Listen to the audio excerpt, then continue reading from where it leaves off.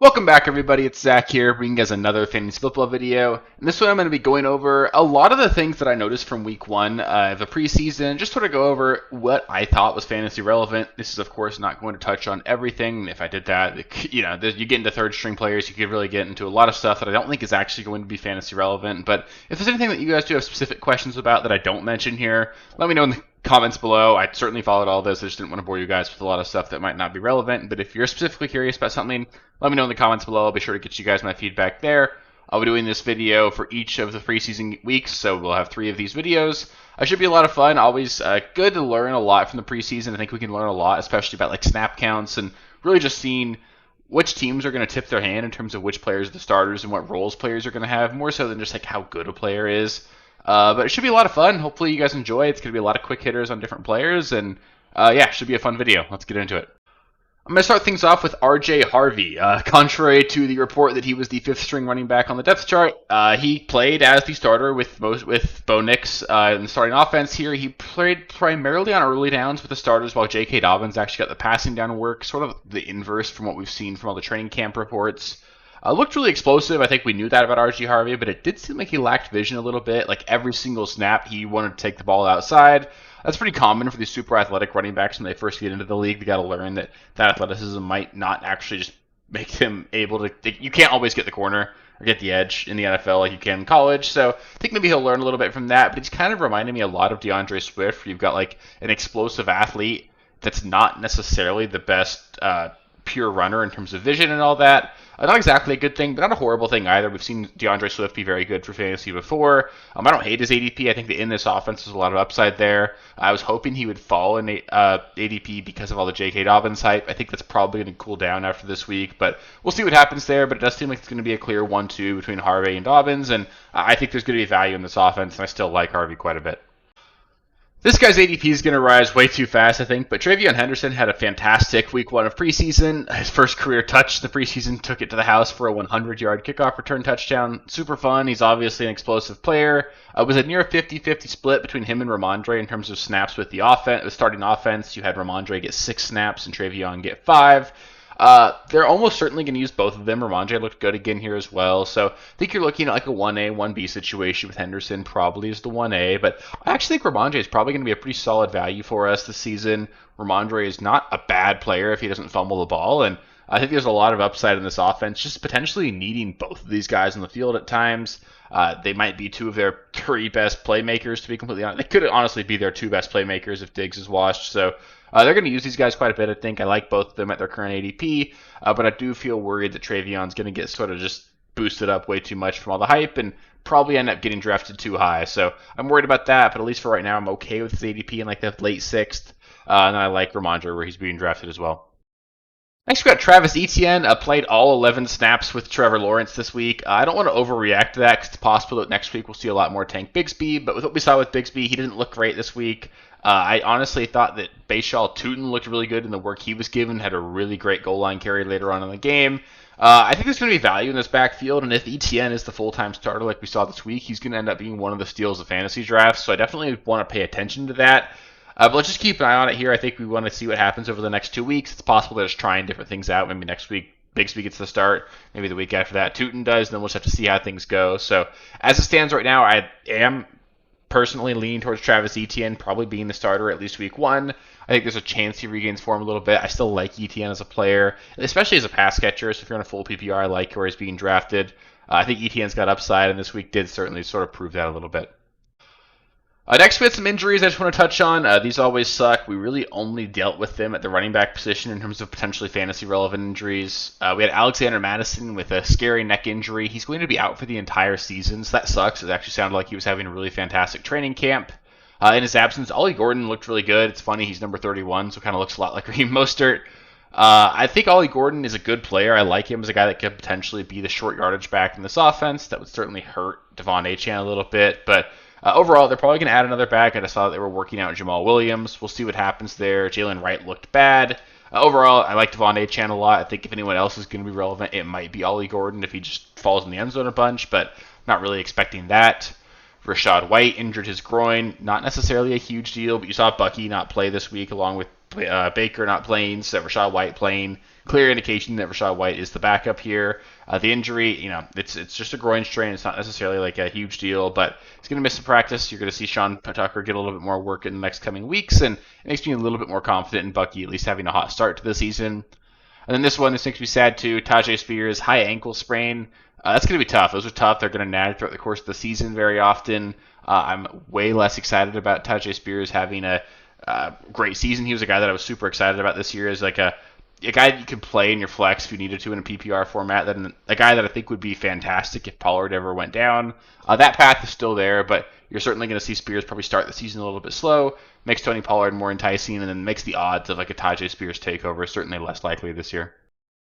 Next up, we got Travis Hunter. Did play on both sides of the ball. Got 10 snaps on offense and had 8 snaps on defense. Started the game with the offense and then came in as a backup on defense. He looked fine. He caught 2 passes for 11 yards.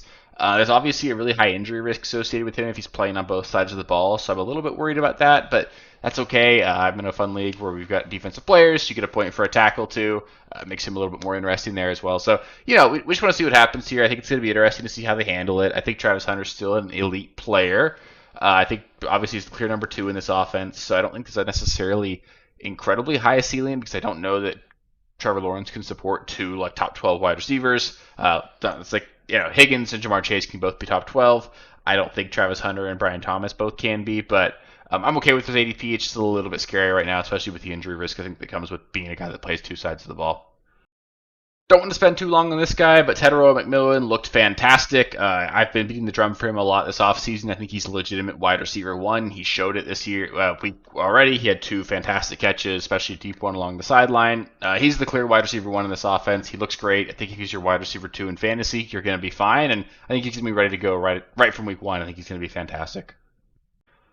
Just some quick notes on the Bucs wide receivers as well. You obviously had Mike Evans and Chris Godwin out, and both Emeka Egbuka and Jalen McMillan looked good. I think McMillan is actually a guy that's probably not talked about enough. If Godwin misses time, which he certainly seems likely to start the year, McMillan's a guy that's going to play in with 3 wide receiver sets, and we saw him be good at the end of last season. There's also certainly plenty of injury risk associated with Mike Evans, a guy who's seemingly pulling his hamstring once every month now. I think Mike Evans is still probably the clear 1 here, but there's a lot to be excited about with these 2 young guys. I'm okay with both of them at their ADP, and especially Egbuka. I'm getting super excited about him. I'm trying to draft a lot of him right now. This one's a little bit sneakier, but we saw Marvin Mims play 9 of 10 snaps with the starters here. That's a big deal because we've seen him be an incredibly efficient player when he's given the opportunity, and he's just never been given a full-time role so far in his career. Really similar to like Jaden Reed, just with even less of a snap share. I think if they legitimately give him this kind of snap share, he's going to break out and be like a top 25 wide receiver. I think he's that good. Guy that gets a ton of targets deep downfield. Also really great in open space. He's a guy that should really be trying to force feed the ball. Sean Payton might be scamming us here. I'm not necessarily buying into it, but if he got this sort of snap share, he'd be awesome. So if he did, just keep an eye on it because if it happens each of the next 2 weeks in the preseason, I'm going to start getting really excited about Marvin Mims here. Moving on to the tight end position, some deeper league stuff, but Theo Johnson was heavily targeted as a starter. There's also no clear wide receiver 2 in New York. We saw Russ lead a field goal drive, and then we saw Jackson Dart come in and play really well. This offense at least has a chance to be a lot better than it was last season, and with there not being a clear second target in the offense, you want to see a tight end that can be top 2 on his team in targets. There's at least a path towards that for Theo Johnson, so keep an eye on him. I'm not saying he needs to be drafted or anything, but if he comes out week 1 and catches 8 passes or something, make note of that because there's definitely room for him to be involved this season. This one gets me super excited. Chig Okonkwo, I've been talking about him all offseason long. He's finally not in a tight end rotation here. He played all 15 snaps this week with Cam Ward. He is the clear pass-catching tight end, clear starting tight end on this offense, and Cam Ward looked good as well. So you're looking at a guy on an offense that could be sneaky good with Cam Ward coming in. Again, another scenario where you have no clear second target. Chig Okonkwo legitimately should be the number 2 target in this offense. I think Chig Okonkwo can be a top 12 tight end this year. He's being drafted as the tight end 28 right now, so I love that. I'm drafting him a ton in best ball. I'm fine just punting on tight end and going to him if I have to. He's going to be awesome. He's going to be a great value, and I just think he's a really talented player. Don't want to spend too much time here, but Tyler Warren looked fantastic. I think Tyler Warren's got a chance to be a top 5 guy in fantasy this season. Feels like a steal at his ADP as the tight end 12. I'm certainly talking about him pretty much every single week, it seems like, but I think he's going to be fantastic. He looked the part again in week 1. I've got no problem drafting him as ADP right now.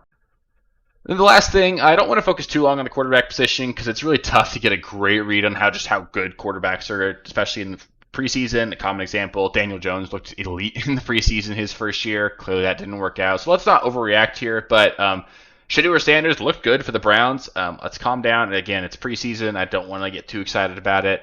But he looked legitimately good.